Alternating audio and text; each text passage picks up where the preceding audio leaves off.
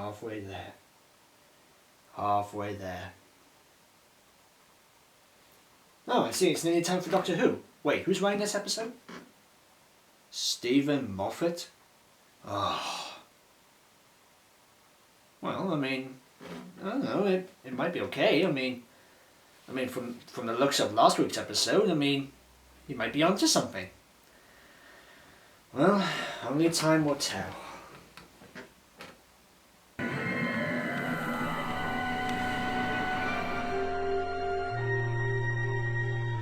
I know what you're thinking. What did I think of Extremis? Did I like it? Did I hate it? Or do I think it's okay? The truth is, I don't know what to think of it. In fact, I cannot think at all. I cannot think ever again. I'm mildly confused.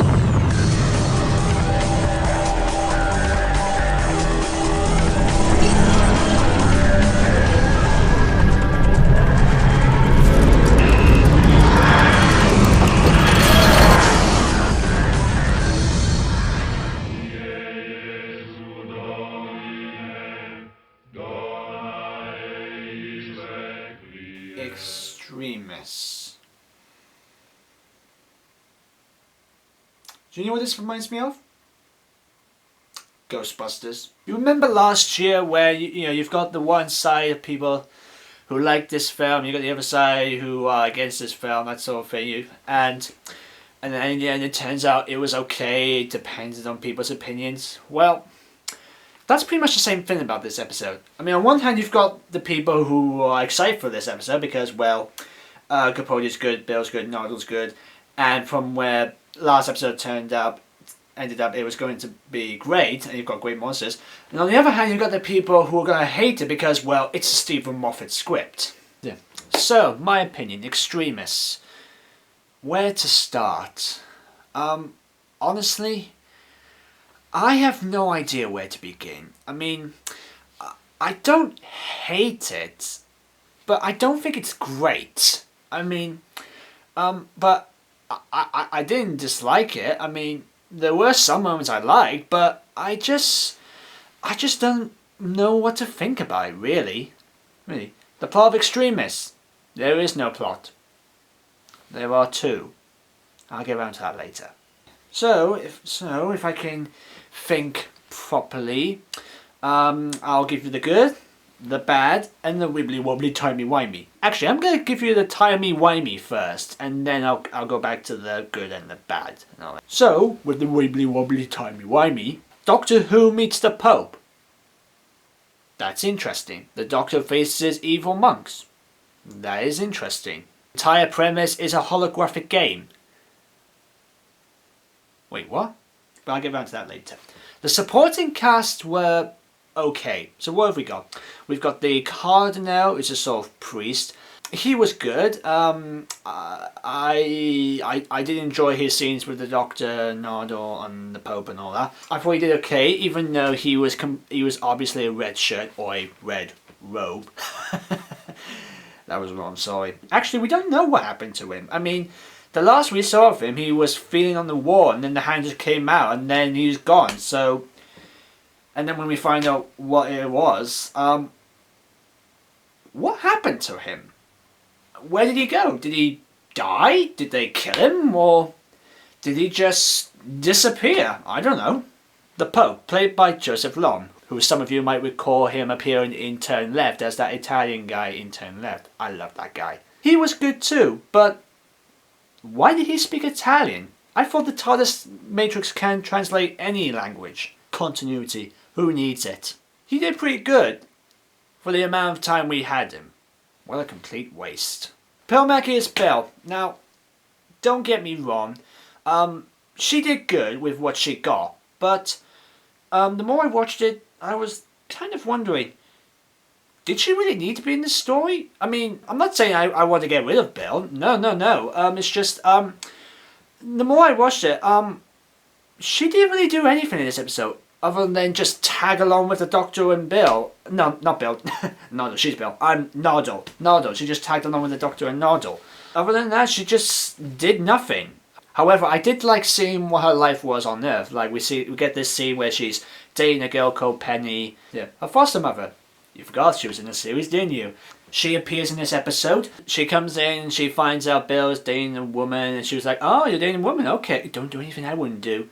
And look, and I know she said that she's okay with Bill dating female, but I can tell she wants Bill to date men. I can tell she wants her to hang out with, even though she's got a strict policy of men in her flat. For some reason, I like this scene where they were on the date, and then the Pope comes in his bedroom. He's talking Italian, but yeah, continuity. He's talking Italian, and her friend's like, "That's the Pope." And then they go back into the bedroom, and there's all these priests on that, and Penny just runs away. Even though I'm not a fan of those misunderstandings, but I don't know why. I actually like that scene. The overall plot, by which I mean the climax, it's a nice idea, it's a nice touch, it's a nice thought, and it was nicely done, but the more I kind of thought about it, I didn't really understand what exactly was going on.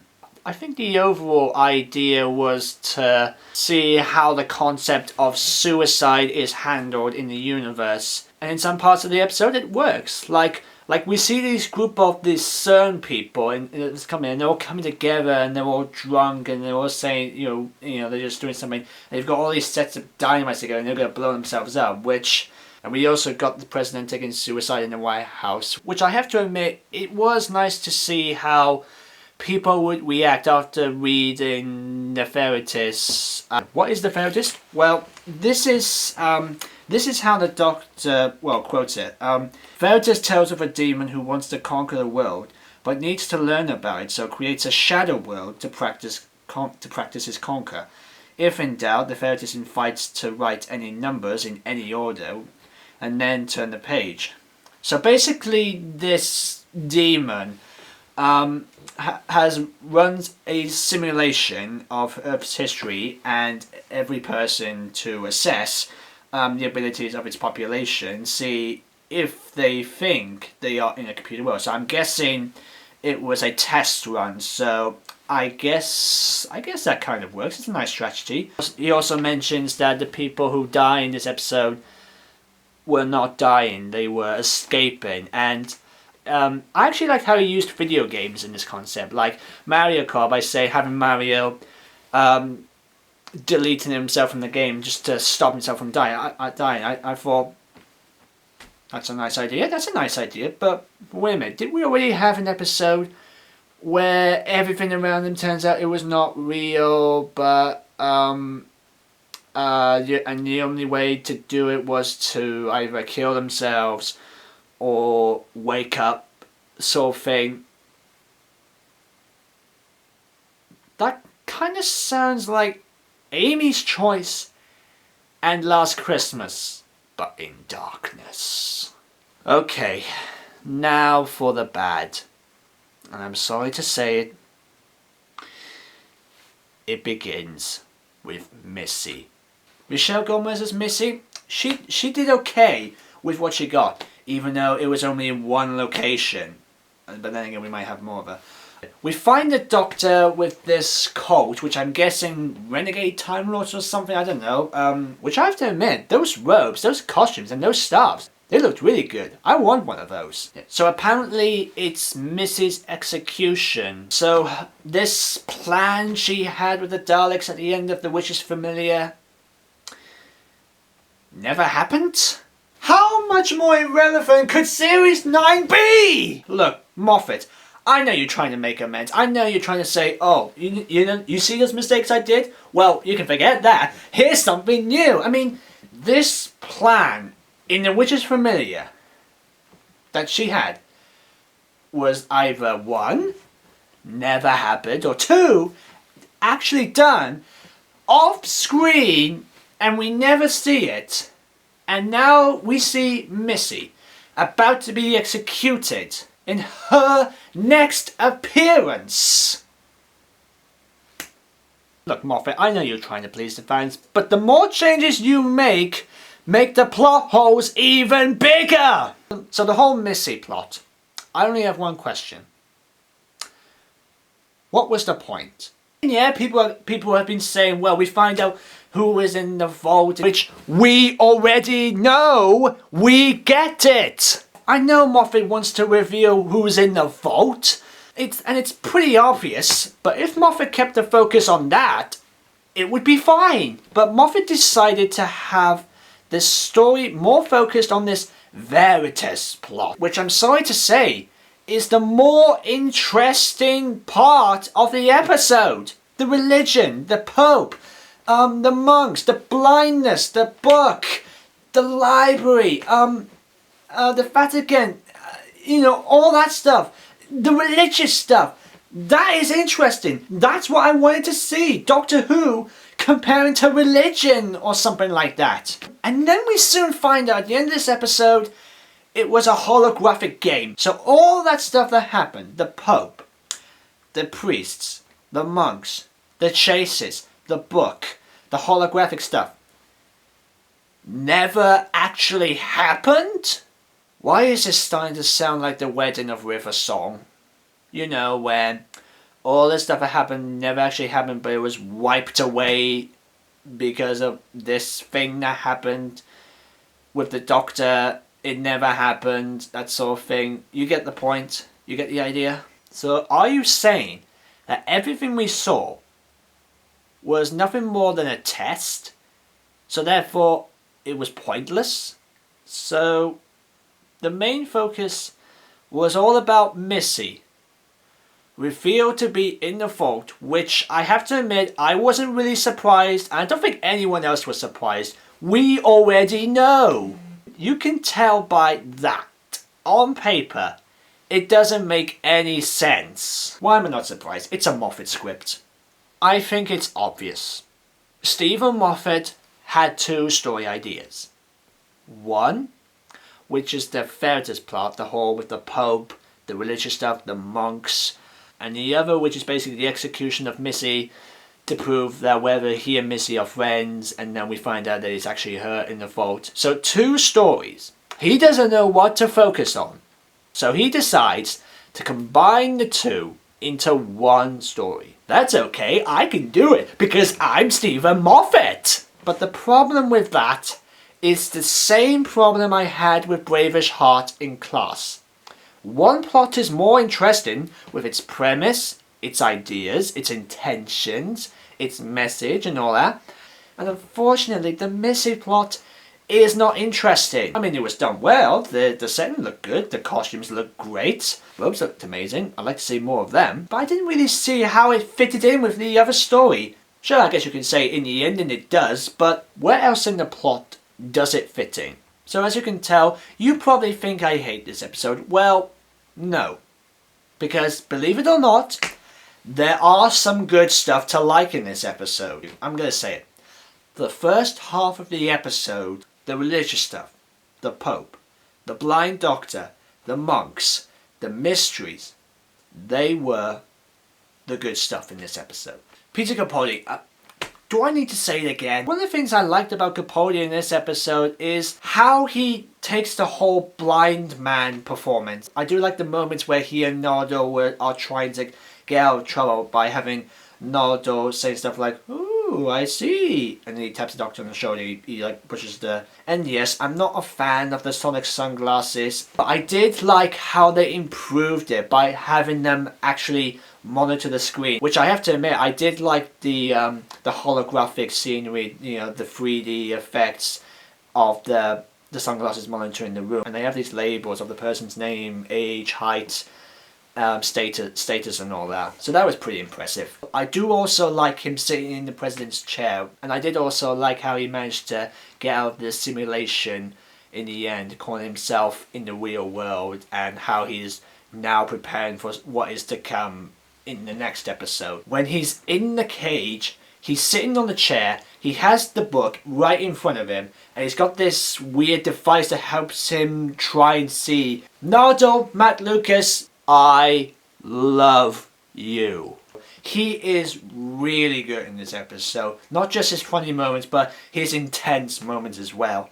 I mentioned the scenes with him, with Capaldi. He's trying to get him out of trouble from revealing that he's actually blind. But I did like that moment where he's with Bill. He's walking down the corridor when the doctor tells him to look up to Bill by having Bill following behind him, and then walking across, he's going, no, I'm in front, no, I'm in front. And then he has this one moment where he just turns around, he takes up his sunglasses, and he snaps at Bill. He's like, listen, Bill, I have every right to kick the doctor's backside, and that doesn't mean I don't have the right to do the same to you. So unless you follow my orders, I won't have to do it.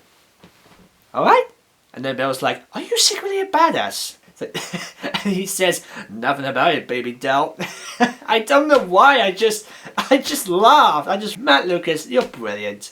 I also like how Nardo, when he figures out exactly what is going on, where were they in this room, which is obviously a reference to the Girl Who Waited. It's just basically the same doorways, but redesigned, that sort of thing. I also liked how Nardo was referencing all the other sci-fi films and Grand Theft Auto and all that. And I also liked him cracking the case, which even he is scared about being right. And then he finds out that they are part of this simulation, which leads to Nardo being extracted, which I just let you cry. I was like, no, no! But it's okay. As we know later on, it didn't happen, so... Whew! The monks. Oh my god, the monks. What a horrific, creepy design. From the red robes to the brown, wrinkly faces, the blackless eyes and faces. Really nicely done. And props to the costume department. I also liked how they can speak telepathically through the people's minds rather than using their mouths, which I have to admit, that voice chills. And of course, you can't have awesome moments with these monks without awesome direction. The director, what is his name? Daniel Nathan. How do you say his name? I'm just gonna call you Danny. He did a good job with what he got from the script, which obviously is the main problem with this episode. I like the scenes when the monks are walking in this blue light and in the Doctor's blurred vision, and the entire chase sequence.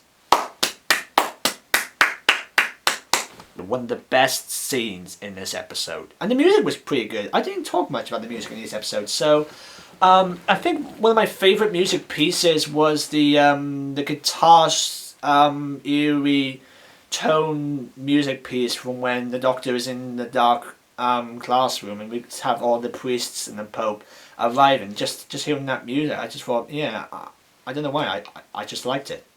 So... conclusion. Extremis is, well, it's hard to say other than a missed opportunity. It does have good intentions and good moments with its premise, like the religious aspects, but it is annoying to watch because it moves its potential aside for more mysteries, cliffhangers, and subplots which have more plot holes than the TARDIS itself. Well, the actors do a good job with what they've got. It doesn't escape the fact that this is probably one of the most confusing Moffat scripts of any Doctor Who series.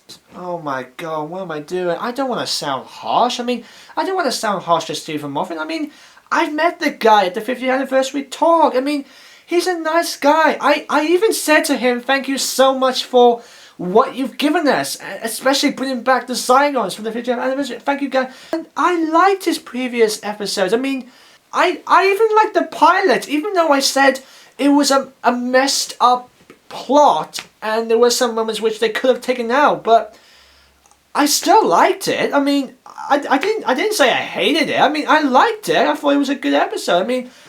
The same can be said with The Magician's Apprentice, The Witch's Familiar, Heaven Sent, Dark Water. I even have a soft spot for Death in Heaven. Listen, even though I don't think Listen was the best episode of Series 8, I still respected it for what it was. Time of the Doctor, Day of the Doctor, Name of the Doctor, Wedding of River Song, yeah, that finale was the worst, but it still had its good moments. You get the point? But then again, this is part 1 of a 3-part story, so who knows? It might be explained more in the next episode, or next 2 episodes. So maybe with more development, it might make me look back and see if it works. But for now, Extremis on its own, even though I'll give it a full rating after I've watched the next episode and the next episode, and I'll give it an overall story rating. But for this one on its own, I'm sorry, but I was originally going to give it a 5 out of 10 rating, but the second time I watched it, I kind of understood it a bit more, but it still didn't, change my mind, so therefore, I'm giving this episode 6 out of 10. It's a basic average Moffatt episode.